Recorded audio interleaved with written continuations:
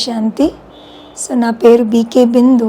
ఈరోజు మనము గుణాల్ని గ్రహించటం ఒక హంసలాగా, హోలీ హంస అంటారు, పవిత్రమైన హంసని ఎగ్జాంపుల్గా తీసుకుంటూ ఉంటారన్నమాట. సరస్వతీదేవి యొక్క వాహనం కూడా చెప్తారండి. అంటే స్వచ్ఛతకి గుర్తుగా కూడాను హంసని చెప్తూ ఉంటారు. పాలు నీళ్లు కలిపి పెడితే హంస ఏం చేస్తుందంట అండి, పాలని తీసుకుంటుందన్నమాట, నీటిని వదిలేస్తుందంట. రాళ్ళని రత్నాలని పెడితే రాళ్ళు వదిలేసి రత్నాల్ని పోగు చేసుకుంటుందంట. అలాగా అంటే అన్ని మన చుట్టూ అన్నమాట చెడు ఉంటుంది, మంచి ఉంటుంది, కానీ మనం మంచినే గ్రహించాలి, హంసలాగా అన్నమాట కదా. అలా అని ఒకే నీటిలో ఉన్న హంస చూడండి, అలానే కొంగ కూడా ఉంటుందన్నమాట. కొంగ ఏం చేస్తుంది, ఎప్పటికీ కూడాను గుచ్చుతూ ఉంటుందన్నమాట.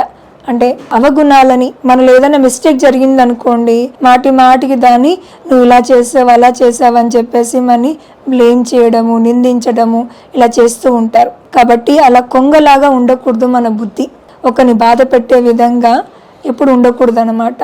ఉండాలి అంటే ఒక హంసలాగా కావాలి.